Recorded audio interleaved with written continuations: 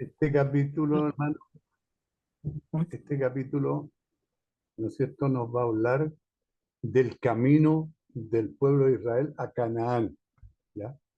Pero no estamos hablando del mismo viaje, ¿no es cierto?, de cuando salió el pueblo de Israel de Egipto hacia Canaán, cuando llegó al monte Sinaí, ¿no es cierto? Y del monte Sinaí comenzó su viaje hacia la tierra prometida que era Canaán. Pero acuérdense que ellos no quisieron entrar a Canaán, hermano, no quisieron. Y Dios los condenó a morir en el desierto. Entonces ahora vamos a ver el viaje a Canaán, pero de la segunda, o sea, de los descendientes de los que murieron en el desierto, ¿ya? Esto es lo que vamos a comenzar ahora, el viaje camino a Canaán. Este capítulo 21 nos va a hablar de la serpiente en el desierto.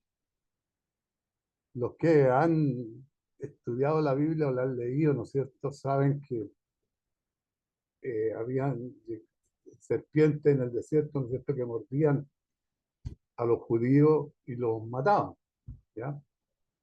Y esto nos va a hablar en el camino a Canaán principalmente de esta serpiente en el desierto.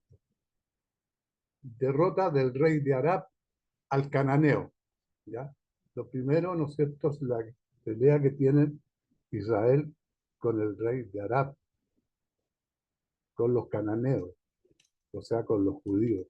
Cuando el cananeo, el rey de Arad, que habitaba en Negev, oyó que venía Israel por el camino de Atarim, peleó contra Israel, tomó de él prisionero. Entonces Israel hizo voto a Jehová y dijo: si en efecto entregares este pueblo en mi mano, yo destruiré sus ciudades. Y Jehová, hermano, escuchó la voz de Israel y entregó al cananeo y los destruyó a ellos y a las ciudades, y llamó el nombre de aquel lugar Orma. Cuando el cananeo, el rey de Arad, que habitaba en Negev, oyó que venía Israel, cuando la nueva generación de Israel comenzó, la nueva generación de Israel, los otros, el Señor los condenó a morir en el desierto por rebelarse contra él. Comenzó su acercamiento a Canaán, se encontraron con su primer ejército hostil encabezado, hermano, por Arad, el cananeo. La descripción del rey de Arad presenta un desafío con la geografía y la cronología, con el tiempo. El lugar desconocido como Tel Arad está al oeste del Mar Muerto, más o menos a medio camino entre Beersheba y el Mar Muerto, y a unos 32 kilómetros al sur de Hebrón. Esto está mucho más al norte de lo que cabría esperar de Israel, situándolo en la parte meridional de Canaán. No esperaríamos que Israel estuviera en esta parte de Canaán hasta bien entrado el libro de Josué, pero este libro, ¿no es cierto?, de números, como se adelantó en escribir sobre esto. Además, la evidencia arqueológica del Tel Arad es de un periodo anterior, ¿no es cierto? La explicación más probable es que el rey de Arad era en esta época el líder de un grupo nómada que vagaba por la zona del sur de Tel Arad, que habitaba en Negev. O sea, es la explicación que le busca la historia, ¿no es cierto?, a lo que pasó en este momento. Cuando peleó contra Israel, viajó aún más al sur, hasta donde acampaba Israel. Peleó contra Israel y tomó de él prisionero. Después de haber perdido algunos hombres a manos de Arad, Israel juró a Dios que destruirían por completo las ciudades de Arad, es decir, que consagrarían las ciudades de Arad a Dios, destruyéndolas por completo. Entonces Dios les concedió la victoria, ¿no es cierto?, al pueblo de Israel. Jehová escuchó la voz de Israel y le entregó al cananeo. ¿Ya? Israel hizo voto a Jehová, dice. ¿Por qué? Porque no dependían de sus proezas en la guerra, hermano. Dios les había permitido derrotar a los amalecitas y a muchos otros adversarios, pero cuando apareció este nuevo enemigo, no confiaron en sus propias espadas, lanzas o arcos, sino que acudieron inmediatamente al Señor y le expusieron su caso.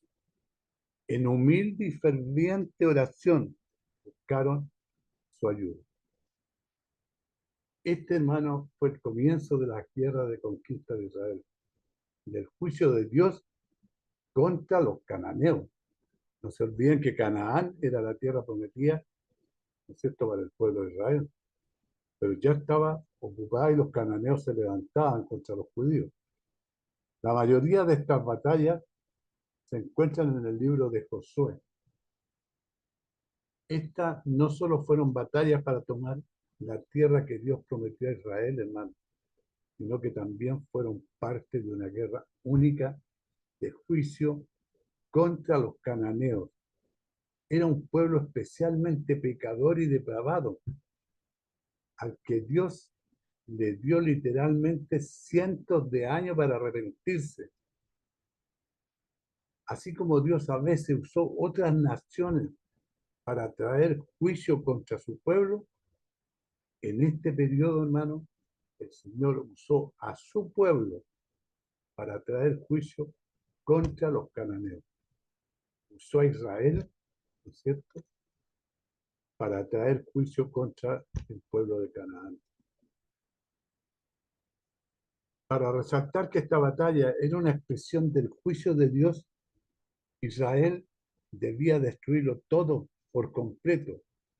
Al no tomar botín, quedaba claro que en la batalla contra Arad, Dios no quería que su pueblo se alegrara por lo que obtenía mientras él ejecutaba su juicio. Sobre un principio similar se aplicó en la conquista de Jericó.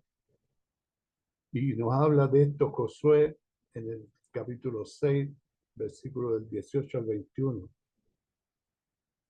Y les dice, Señora, en este versículo, en estos dos versículos, pero vosotros guardaos del anatema. Anatema es maldición. Ni toquéis ni toméis alguna cosa del anatema, no sea que hagáis anatema al campamento de Israel y lo turbéis. Mas toda la plata y el oro y los utensilios de bronce y de hierro sean consagrados a Jehová y entren en el tesoro de Jehová. Entonces el pueblo gritó y los sacerdotes tocaron las bocinas, y aconteció que cuando el pueblo hubo oído el sonido de la bocina, gritó con gran vocerío y el muro se derrumbó. El pueblo subió luego a la ciudad, cada uno derecho hacia adelante, y la tomaron y la destruyeron a filo de espada todo lo que en la ciudad había, hombres, mujeres, jóvenes y viejos, hasta los bueyes, las ovejas y los asnos. Esa fue la derrota y el triunfo de Israel. Llamó el nombre de aquel lugar Orma. En Orma, Israel fue derrotado en su desacertado intento de entrar por la fuerza en la tierra prometida después de negarse a entrar en ella por Ferman. Ahí fue el pueblo de Israel derrotado. En Números 14:45. Dice, y descendieron el amalecita y el cananeo que habitaba en aquel monte, y los hirieron y los derrotaron al pueblo de Israel, persiguiéndolo hasta Orma. Dios los trajo de vuelta al mismo lugar, hermano, donde le dio la victoria. ¿Ya? La victoria sobre los cananeos de Arad proporcionó a la nueva generación. Aquí arma una confusión entre la antigua generación y la nueva generación. La nueva generación perdió, ¿no es cierto? La vieja generación perdió, la nueva obtuvo la victoria sobre los cananeos de Arad. proporcionó a la nueva generación un anticipo de las grandes cosas que vendrían cuando entraran en la tierra prometida, hermano, bajo el poder de Dios y el liderazgo de Josué. Josué lo lideraba. Israel, provocado por el difícil viaje, habla en contra de Dios. Comenzamos con los problemas que tenían los antiguos judíos. Después partieron del monte de Or, camino del Mar Rojo, hermano, para rodear la tierra de Edom. Y se desanimó el pueblo por el camino y habló el pueblo contra Dios y contra Moisés. ¿Por qué nos hicisteis subir desde Egipto para que muramos en este desierto? Le decían. Pues no hay pan ni agua y nuestra alma tiene fastidio de este pan tan liviano, hablando, ¿no es cierto?, del maná que caía del cielo. Para rodear la tierra de Edom, tuvieron que desviarse mucho de su camino, porque los edomitas les negaron el paso. Para rodear a los edomitas tuvieron que retroceder hacia el desierto y alejarse de Canaán. No es de extrañar, ¿no es cierto?, que el alma del pueblo se desanimara mucho en el camino. Porque esto, hermano, era una situación desalentadora, pero también era una oportunidad para confiar en Dios, el mismo Dios que acababa de darles la victoria enorme y de proveer todas sus necesidades, también los guiará a través de este contratiempo. Pero ellos siempre desconformes. ¿Cómo somos los humanos? Habló el pueblo contra Dios y contra Moisés. La nueva generación de Israel, hermano, sonaba como la vieja generación que murió en el desierto.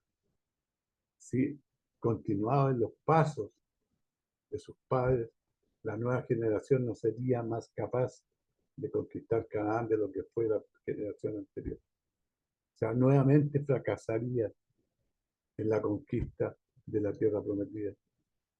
Se podría decir, hermano, que en estos primeros desafíos el comportamiento de la nueva generación fue peor que la de sus padres.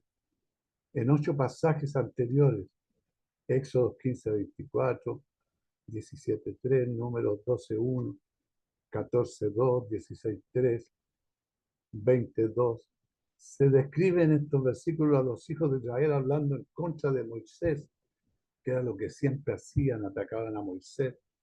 Ahora no pueden atacar, ¿no es cierto?, al hermano de Moisés, porque ya había muerto. Y Jehová sabía que realmente estaban hablando contra Dios, pero el pueblo, hermano, no era lo suficientemente desvergonzado como de hacerlo directamente. Ahora eran lo suficientemente atrevidos, porque el pasaje dice que habló el pueblo contra Dios y contra Moisés.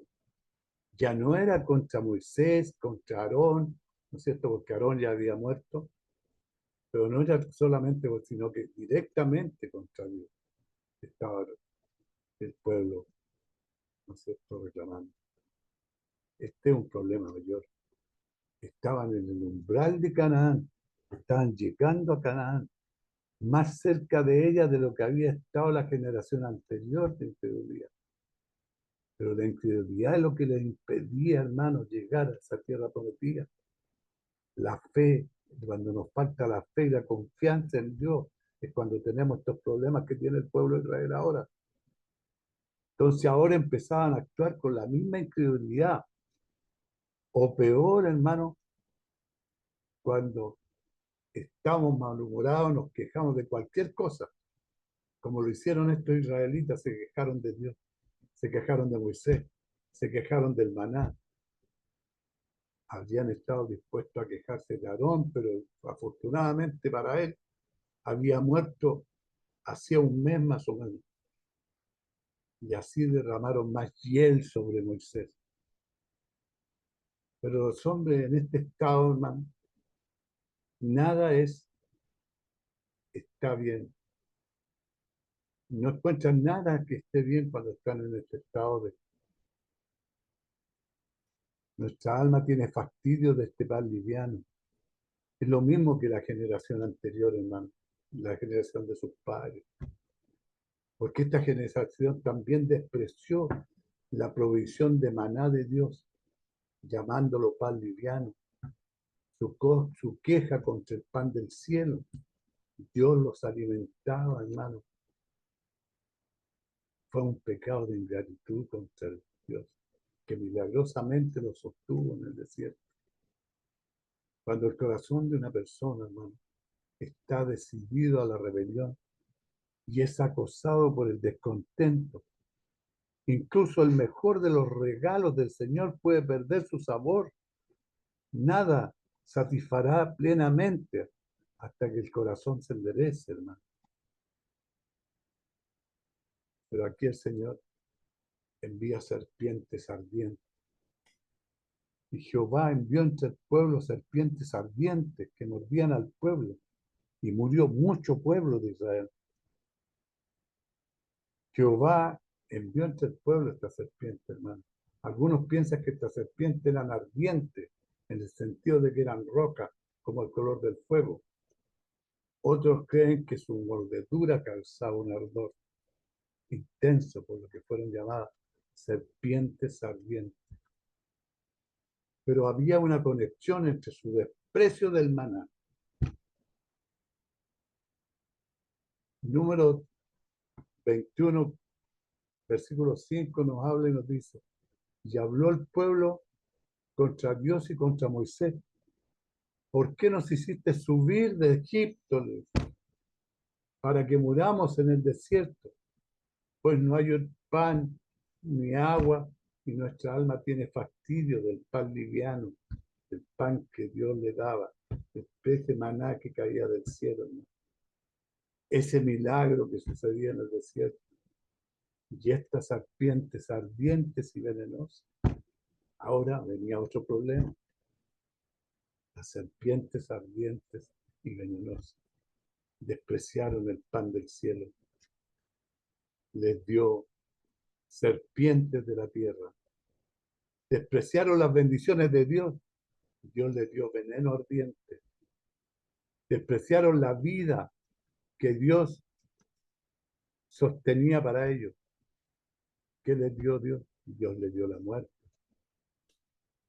Varias especies de serpientes han sido candidatas en los tiempos actuales, ¿no es cierto? Como la serpiente ardiente, la víbora bufadora, cobra, serpiente negra. En el este del Jordán, la víbora de alfombra, Eshish caritatus, Eshish coleratus, son los nombres de las víboras, ¿no es cierto? Es una víbora muy venenosa, conocida en África y en Oriente Próximo, por lo que es una posible candidata a ser esta víbora caliente. Jehová envió serpientes ardientes. Estas vinieron de Dios para llamar la atención de la nación en este lugar crítico de su viaje a Canaán, hermano. Dios quería que ellos entraran a Canaán. Era la tierra que Él les había prometido. Pero el pueblo seguía rebelándose contra Dios. Si continuaban en la incredulidad de los versículos anteriores, nunca tomarían esta tierra. Murió mucho pueblo de Israel. Probablemente estas víctimas, hermanos, eran su mayoría de la generación anterior de incredulidad. Y esta era la forma final de Dios de cumplir su promesa de que perecerían en el desierto y no entrarían en su tierra prometida. Puede decirse aquí que sean de la generación anterior. Pero esta serpiente tenía una gracia, porque Dios, pueblo, vino a Moisés, ¿no es cierto? Y dijo, hemos pecado por haber hablado contra Jehová y contra ti.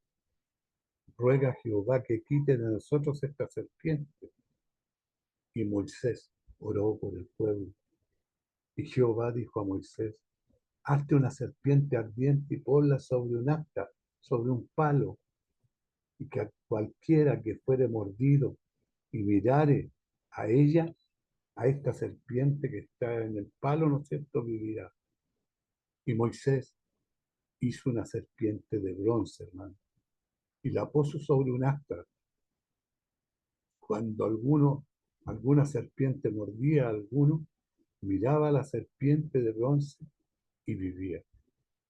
Esa bendición, esos milagros le hacía Dios a este pueblo, y el pueblo aún dudaba de Dios, hermano. Hemos pecado por haber hablado contra Jehová y contra ti. Sí, la nueva generación era capaz de pecar más profundamente, hermano, como quejarse rápida y abiertamente contra el Señor. En Números 21:5, también tenía un corazón más blando y rápido para arrepentirse. Aquí prontamente se humillaron ante el Señor y Moisés y confesaron sus pecados de una manera digna. Se arrepintieron, lo que sus antepasados no hicieron. Su rápido reconocimiento de su fuente y propósito y su resultado, arrepentimiento, debe ser considerado a su favor. Es bueno para nosotros cuando interpretamos los juicios de Dios y no necesitamos que Moisés nos inste a humillarnos ante Él, hermano. Nosotros, el Espíritu Santo a nosotros nos redarguye y nos hace pedir perdón. Ruega a Jehová en su humildad, le pidieron a Moisés que orara por él. Esta era una expresión de confianza en Moisés y en el Señor. El Señor le ordena a Moisés que haga esta serpiente ardiente, que la pusiera sobre un asta, no sé, que fuera mordido por la serpiente. Al mirar esta serpiente vivirá. Y Moisés hizo esta serpiente de bronce. Dios le ordenó a Moisés que hiciera una serpiente. Y Moisés hizo una serpiente de bronce y que la pusiera en un palo, un asta, ¿no es cierto?, para los que la miraran pudieran salvarse. Y así fue. Qué milagros que veían los judíos, hermanos, y no podían confiar en que Dios le iba a entregar la tierra prometida, y seguían rebelándose contra Dios, hermano. Nosotros no hemos visto cosas tan maravillosas, solamente vimos la muerte de Jesús en la cruz. Es lo que tenemos para nosotros. Ellos vivieron durante años de años estos milagros y aún así dudaban de Dios. Incluso, hermano, entre los milagros, esto era inusual. No había una conexión lógica inmediata entre simplemente mirar a una serpiente en un poste y vivir, o negarse a mirarla y morir. Pero Dios ordenó que una cosa tan inusual, incluso la podemos considerar tonta, hermano, fuera usada para traer salvación a Israel. Jesús se refirió a este notable evento, hermano, en Juan capítulo 3, versículos 14 y 15, dice así: y como Moisés levantó la serpiente en el desierto, así es necesario que el Hijo del Hombre sea levantado, para que todo aquel que en él cree no se pierda, mas tenga vida eterna. Jesús, hermano, nos habla claramente que hay una similitud entre lo que hizo Moisés aquí y lo que él hizo en la cruz. Hay una similitud.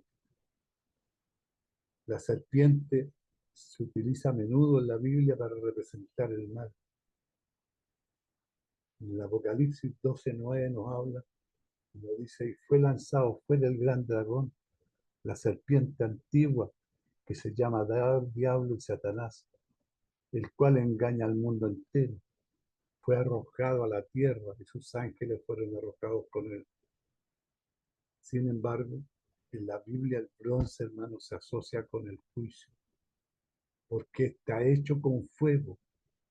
En cierto sentido, el bronce recibe el fuego del juicio cuando se fabrica.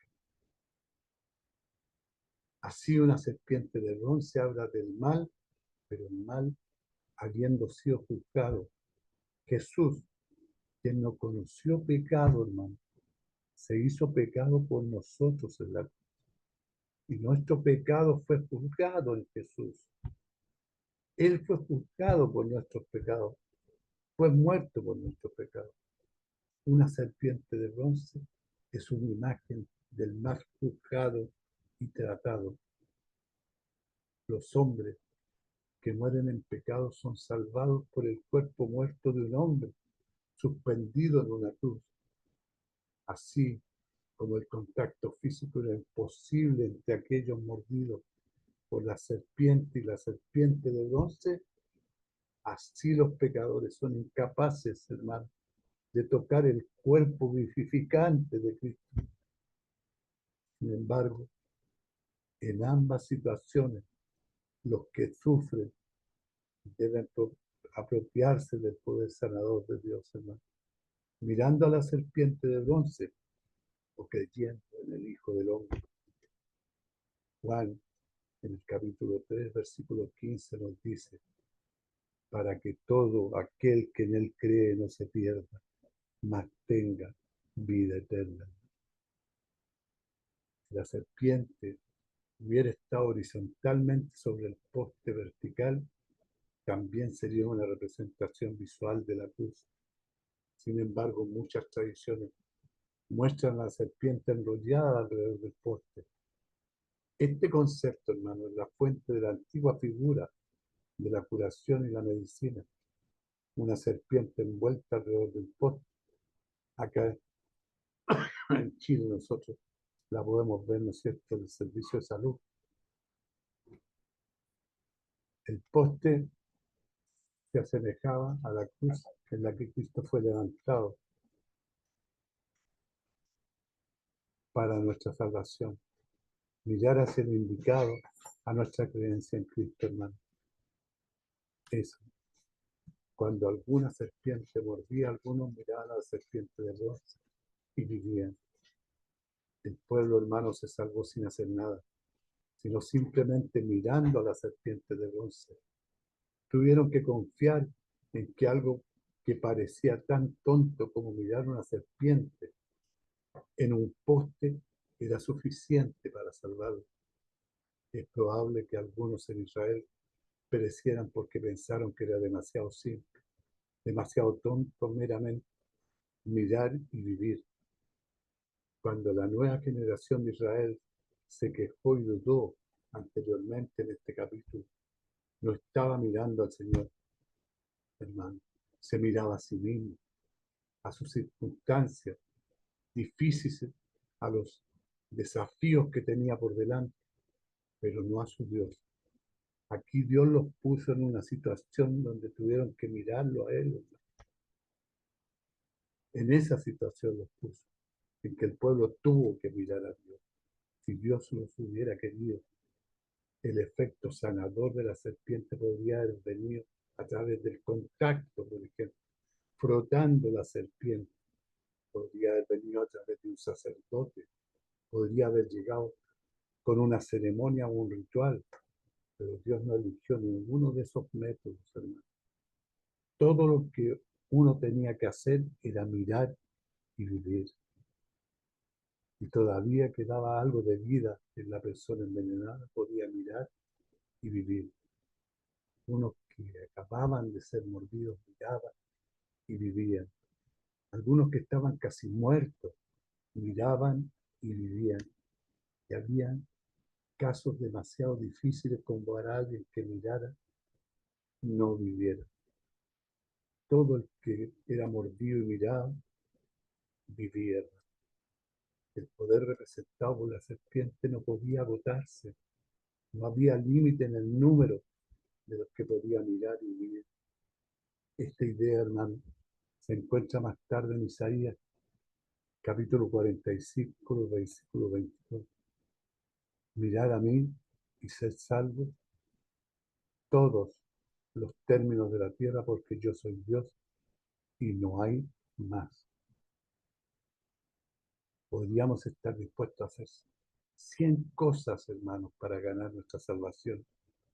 Pero Dios nos ordena que solo confiemos en Él, que lo miremos a Él, hermano. Los que miramos sus llagas y no la señal, murieron por Él.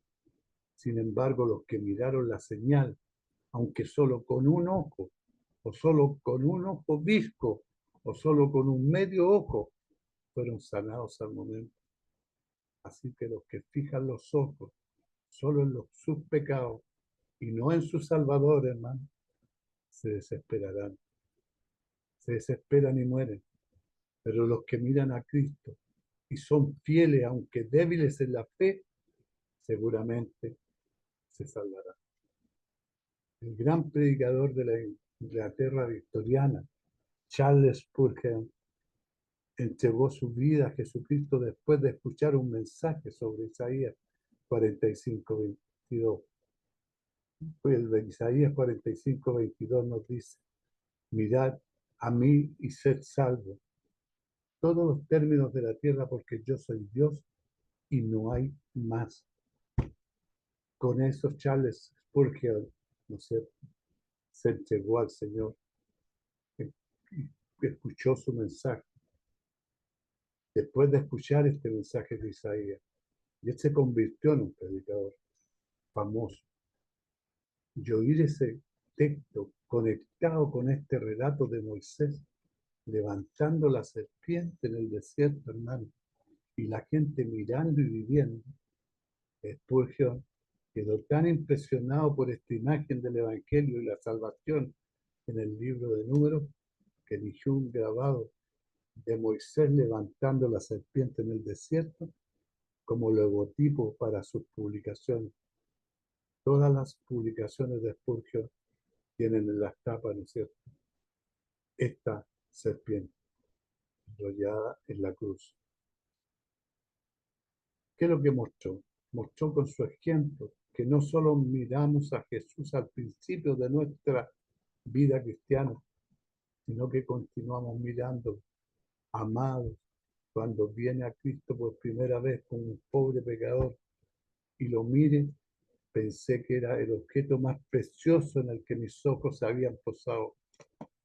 Pero esta noche lo he estado mirando mientras les predicaba al recordar mis propios desalientos y mis propias quejas, hermano. Me encuentro a mi Señor Jesús más querido que nunca.